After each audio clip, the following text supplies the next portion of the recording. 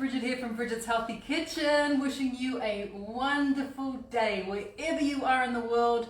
I hope you're well, I hope you are safe. Thank you for joining me today. I know for some who are watching me live, it's a bit of an early class, I must admit, but we've got a big busy day ahead of us because we are only 3 days away from starting our 28-day boost camp. That happens on Monday. It's currently Friday here in Sydney. So apologies for the early one for all the people who are joining me live.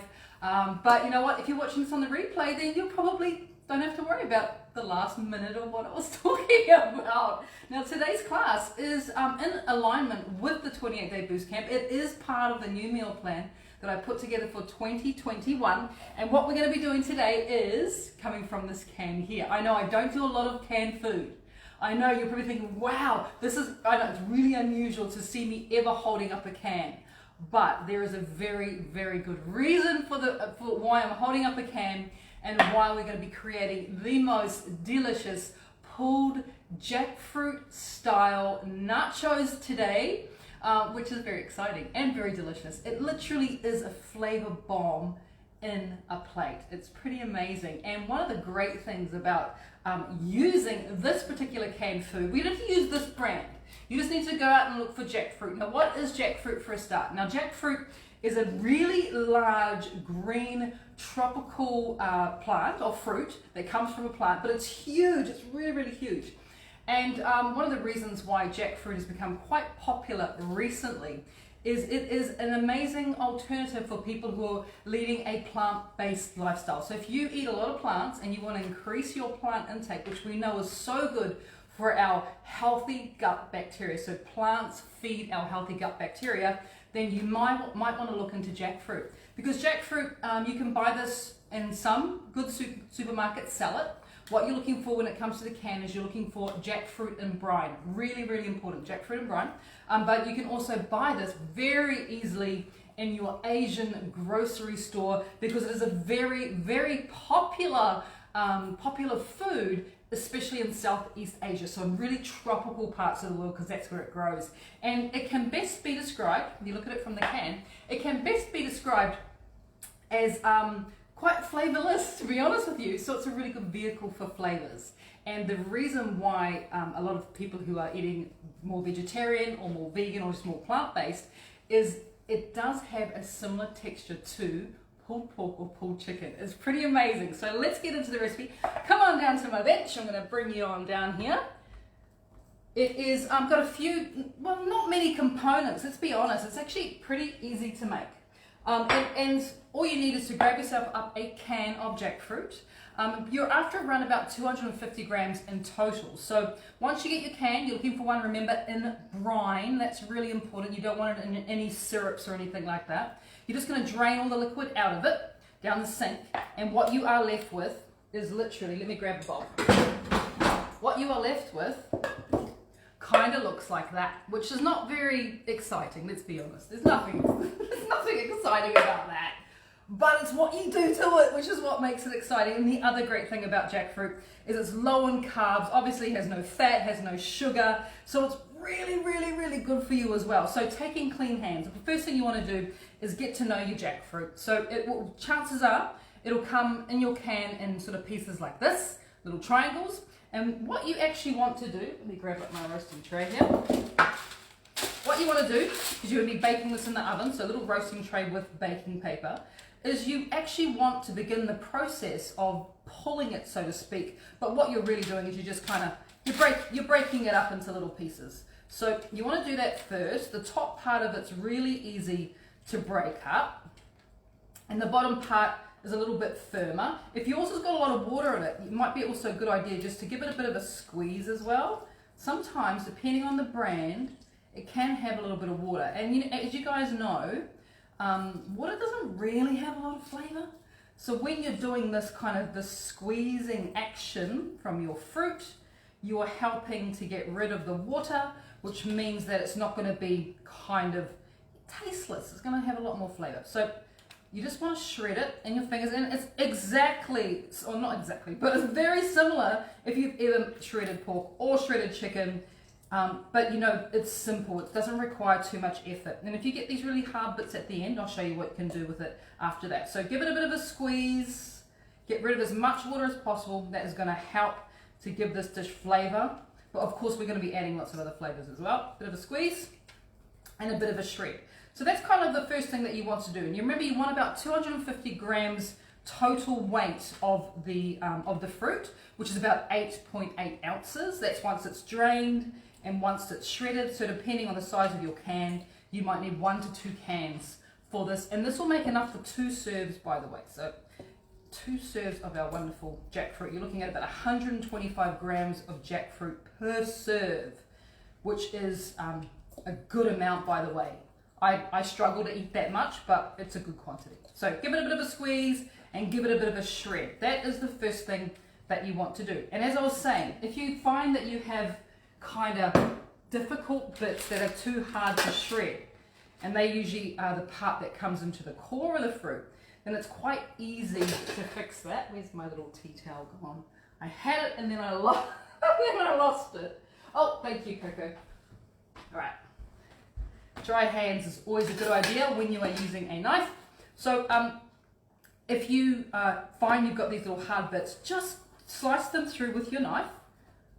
You know, quite small, because obviously that's going to be the part that you eat that you want to sort of be similar to the consistency and the texture of either pulled pork or pulled chicken. Yes, Mahi, we have a question. Does it have a smell? Does it have a smell? Absolutely no smell whatsoever. I think what you are referring to, and maybe confusing the two, is durian.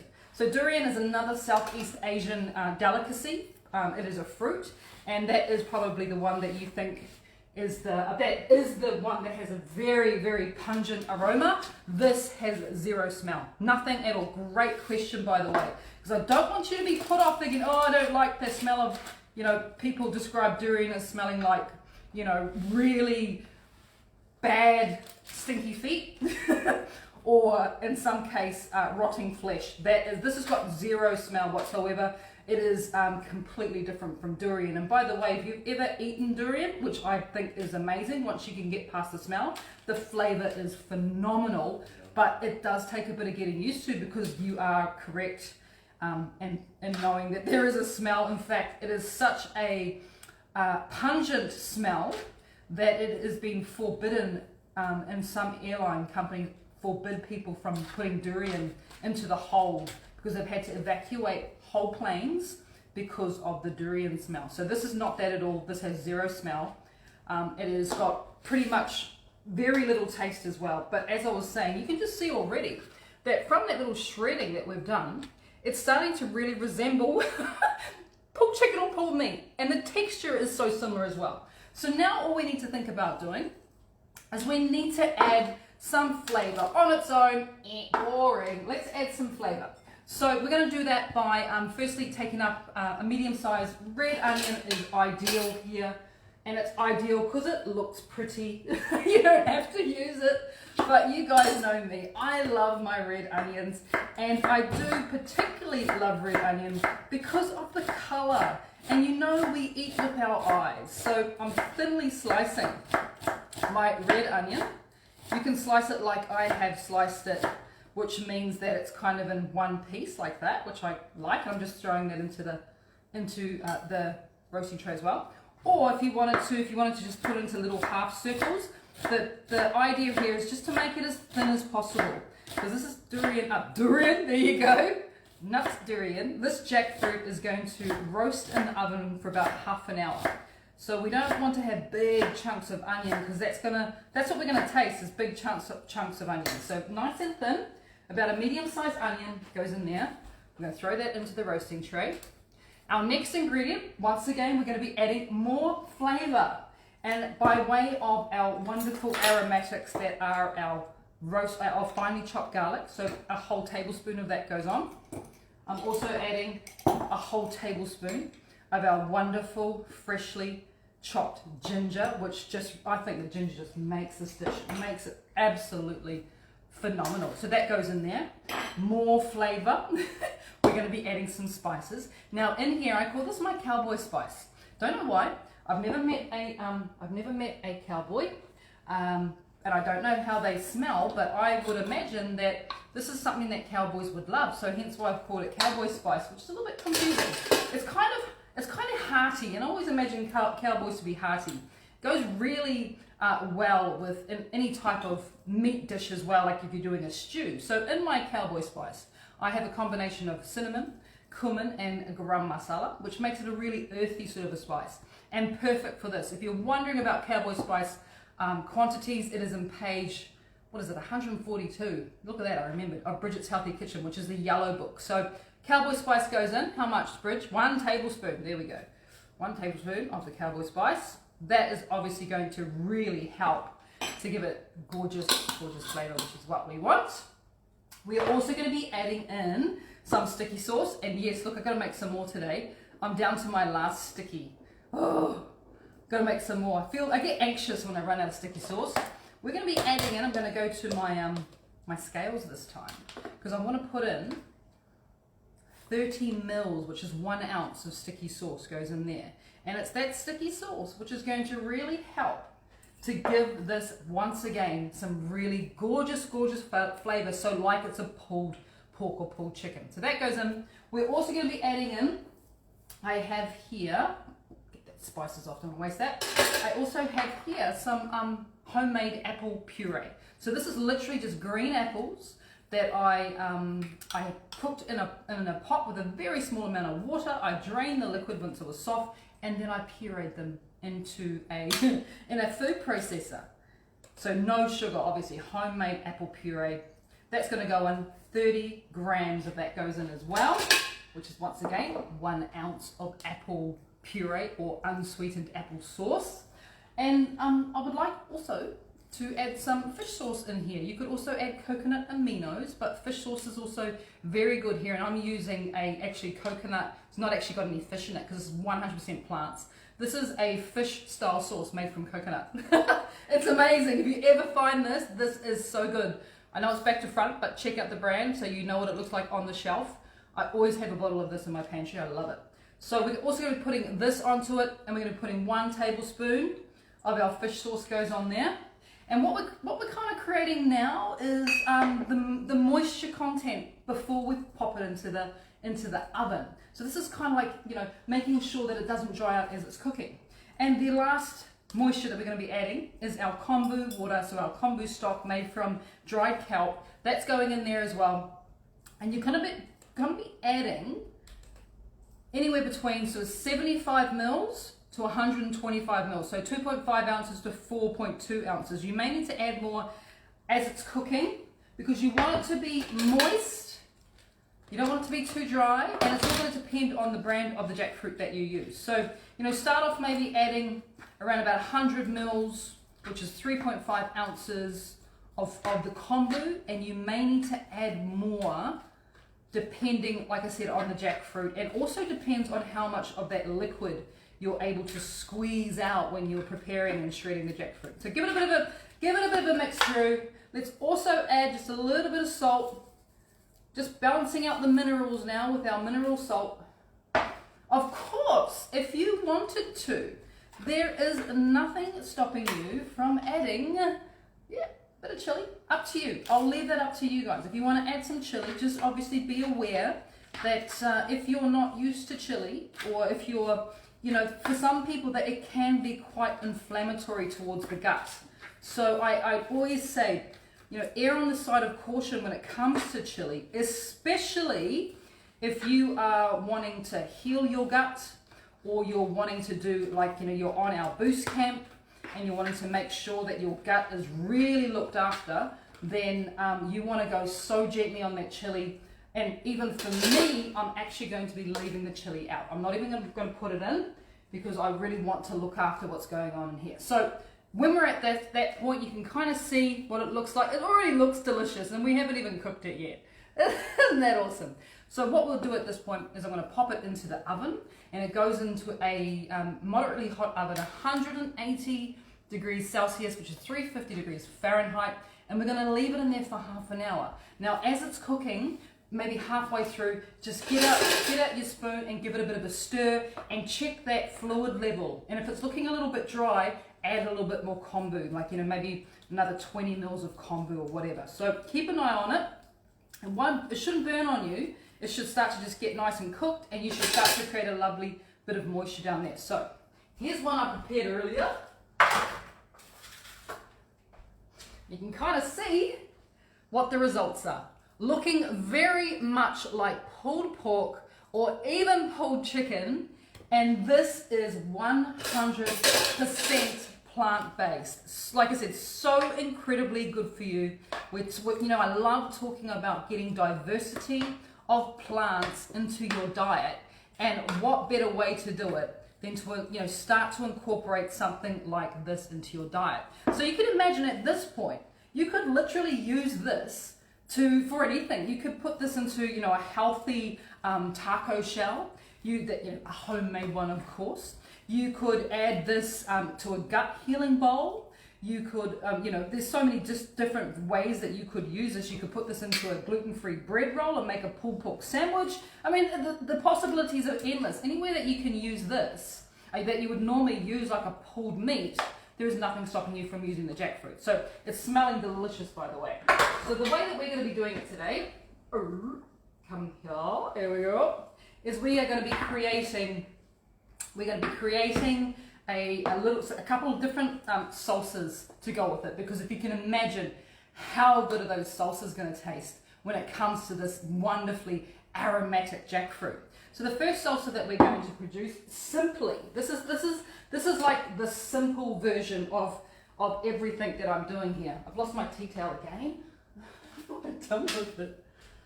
Keep on losing it. All right, there we go. I'm going to leave you there.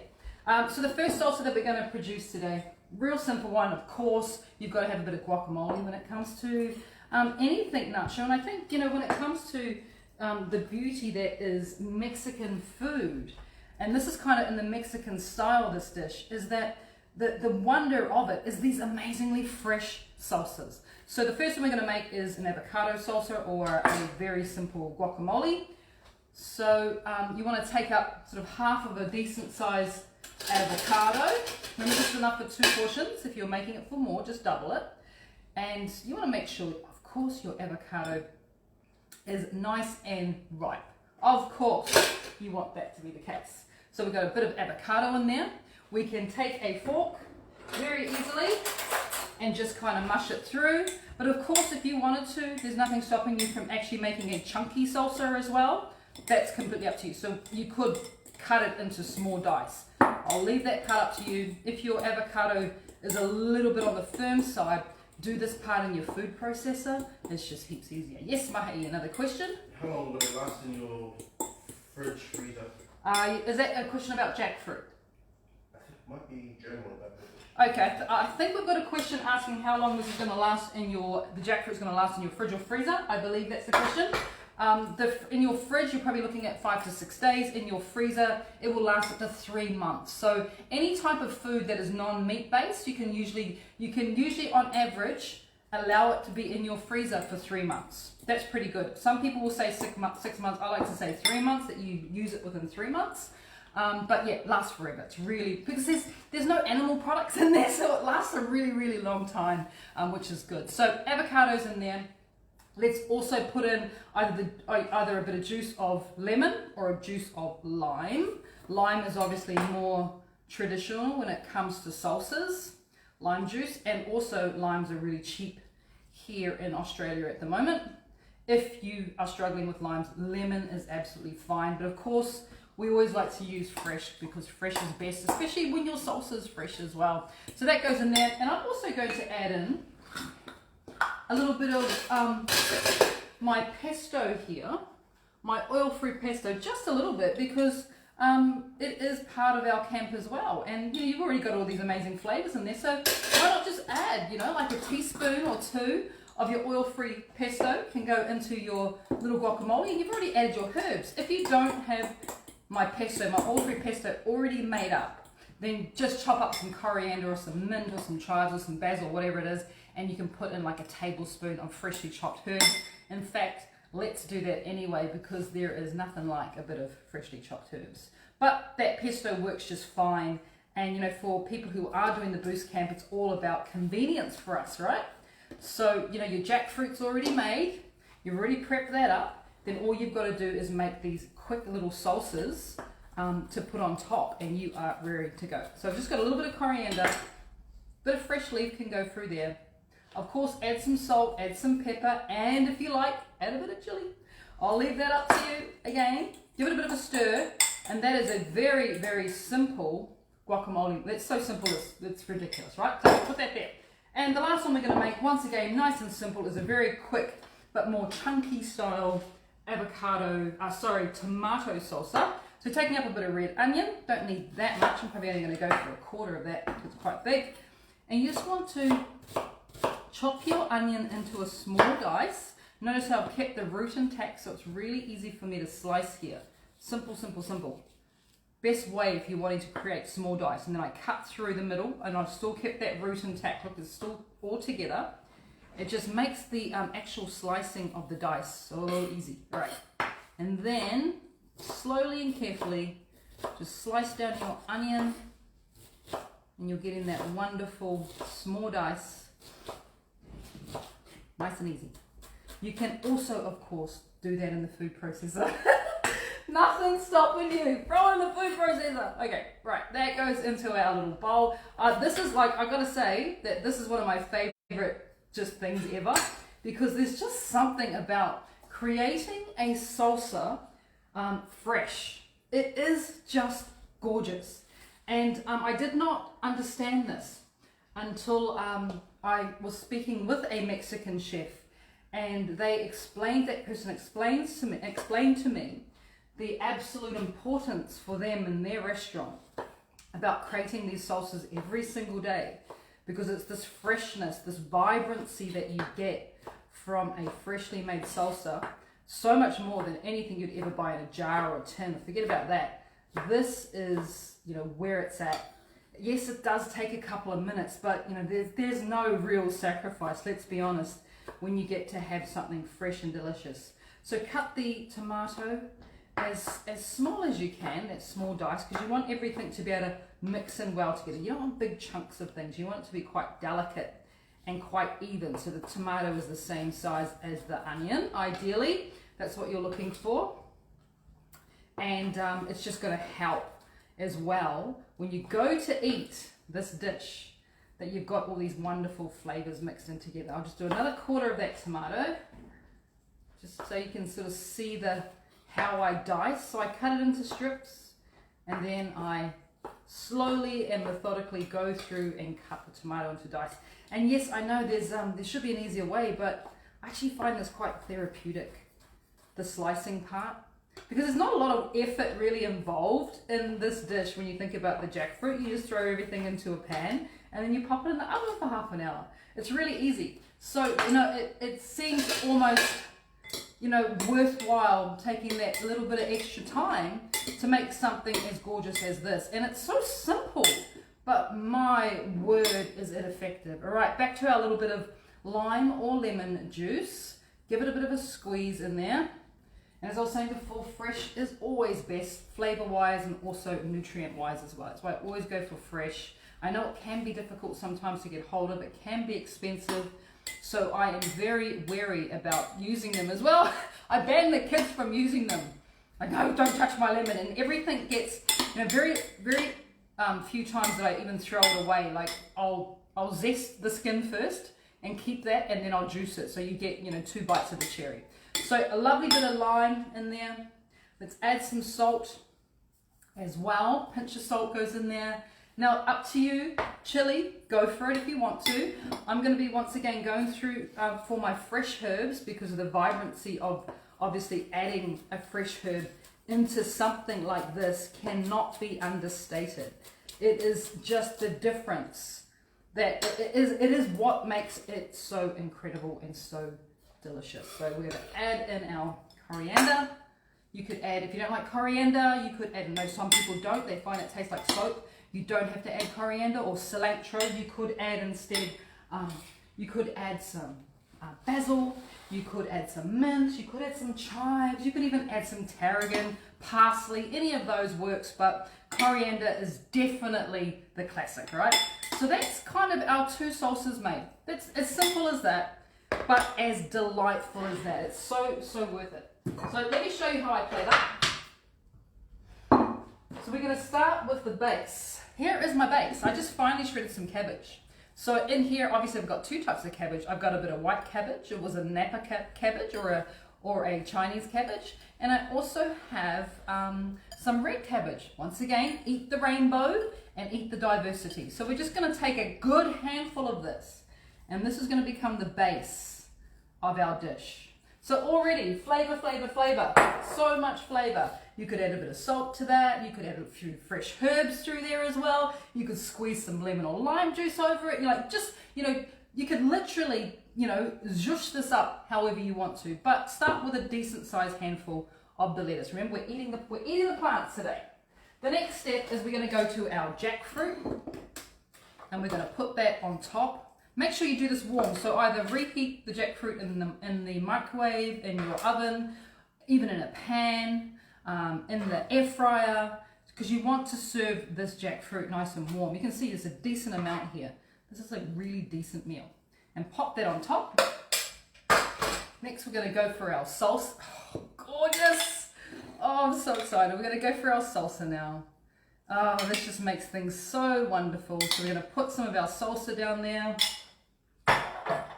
We're going to add some of this glorious mashed avocado, lovely bit of guacamole with my oil-free pesto that went in there as well. I added all of it. It's supposed to be 2 serves. Oops, I got excited. Can you blame me? And I'm also going to be adding, because traditionally, well, I don't know if it is traditional, actually, I shouldn't say that, but usually you will find what goes along with a dish similar in look to this is you also have some type of soured cream on top of it. Well, I am using an unsweetened coconut yogurt, which is definitely going to help to improve the flavor of this dish as well and make things all work in order. So what you have here, one more thing, because we can. Let's just finish it off with some fresh herb.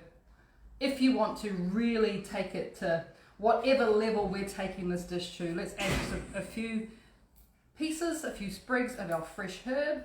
Go in there, coriander, mint. I've also got some fennel fronds. I'll add some fennel fronds because I like fennel. And once again, we're just adding more flavor. This is what this dish is all about. This dish is about a flavor punch. And what you then have is pretty awesome. Look at the colors on that. Remember, 100% plants. There is no animals in this whatsoever, but we have the goodness from the cabbage down the bottom. We have the wonderful goodness from our jackfruit, our pulled jackfruit with all those lovely flavors. Of course, we've got fresh style salsas that are popped on top, and then a little bit of coconut yogurt. And what you essentially get is a bowl of goodness, all for you. And that's a big portion, right? That's huge. I'm going to struggle to get through that, but I'm going to give it my best go.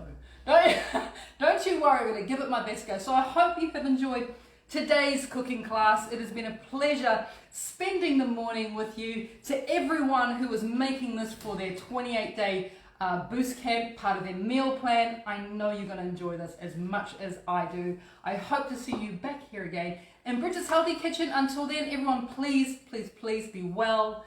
And please, wherever you are, be safe too. We'll see you next time, guys. Take care. Bye.